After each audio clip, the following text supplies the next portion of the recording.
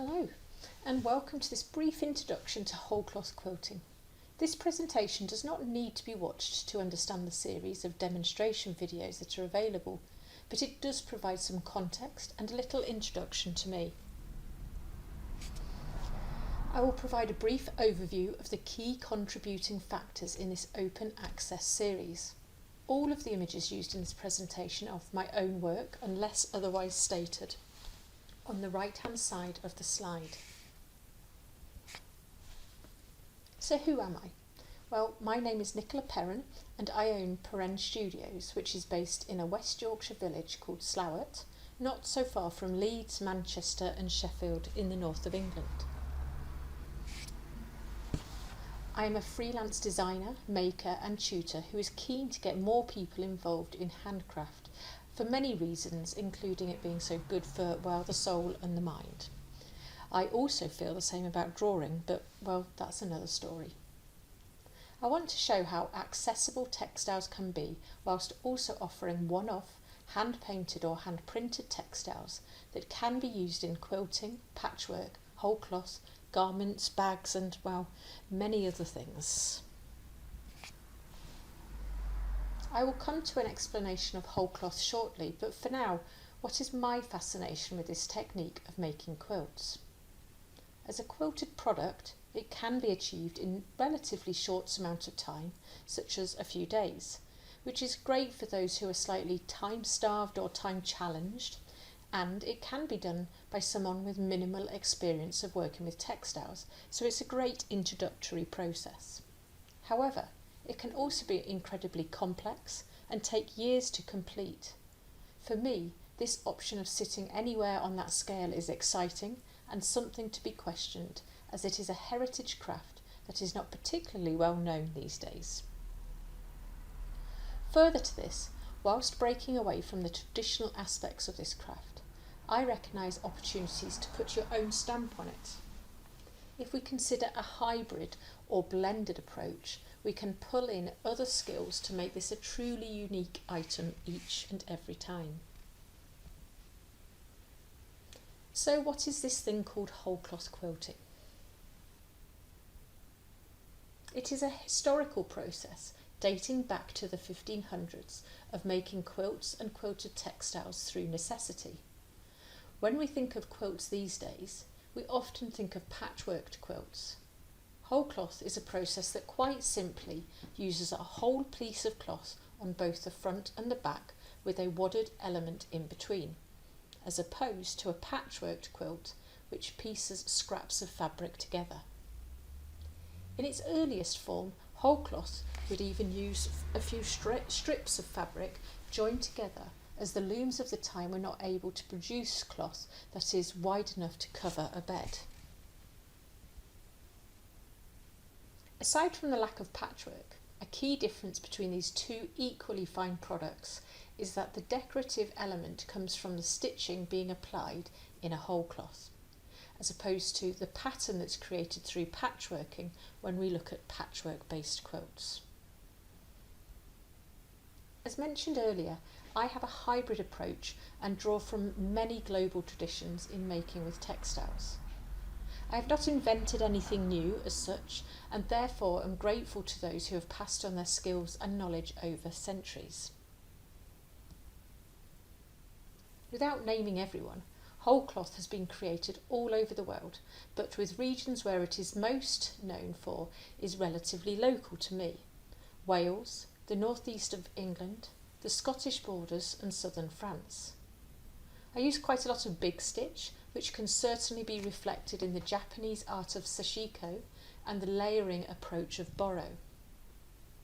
The use of printed panels and hand stitch refers to the Kantha textiles of Bengal and Bangladesh, while the overarching philosophy of making quilting accessible to a wider audience, especially for me, is with the greatest respect of the quilters of Gee's Bend. If you are not aware of their work, please do check them out. As African women taken to America to work as slaves in the cotton fields out of necessity, they produced quilts from whatever materials they could use, from sackcloth to headscarves, corduroy to denim. Their approach to communal making has had a profound effect on my practice, and visually I just really enjoy and appreciate the way that they piece their fabrics together and the techniques they use on them. So what is my approach, or at least the approach of Perenne Studios? Whilst I provide guidance and packs for developing your own samplers, quilts and quilted fabrics, I am keen for you to make it your own. I provide clear instruction, but you are able to translate that knowledge however you please. You may take on board all the techniques, or you may home in on one thing. You may have a love of a bit of visual chaos and a more is more approach, or you can have a crisp minimalist approach. My suggestion is that you try to relax, enjoy and have fun with this. There is no right or wrong way as such. I provide insight that will hopefully remove the potential stress moments, such as threading a needle or getting a knot in your thread.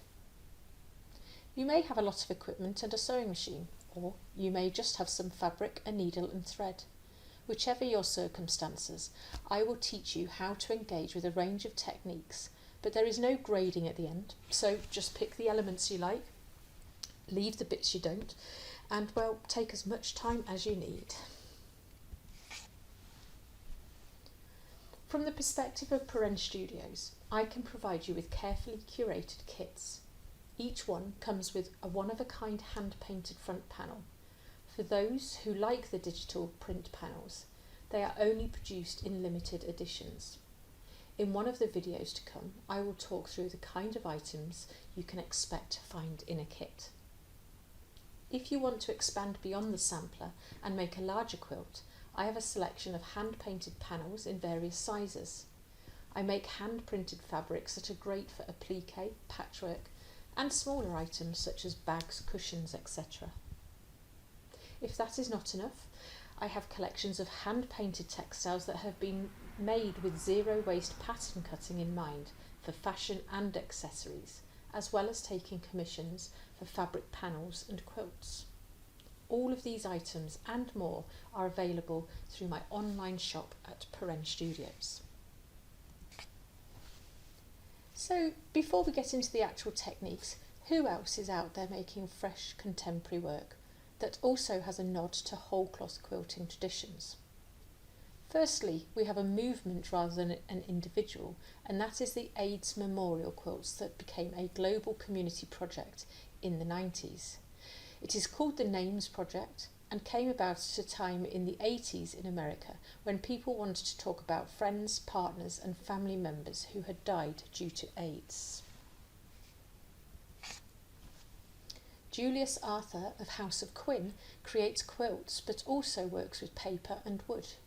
Julius refers to their quilts as informal quilting, embraces multiple processes and also has a cracking book called Modern Quilting, so definitely check that out. It's a beautiful book. Heidi Parks is a quilt maker who seeks to embed experience and memory into their hand-stitched pieces. Keeping a clean and graphic quality in their quilts, Yoshiko Jinzenji utilises coded motifs. While this is actually a patchworked example, I include it because I feel it speaks of the ideas of a whole cloth, or at least one that beautifully considers composition and space. Finally, we have Paula Kvarik, who explores the use of line as a drawn mark and illustrative tool. So that's it for the most formal element. Please do check out my website, follow me and let's champion that hashtag of whole cloth quilts. I would love to see what you get up to, and well, good luck.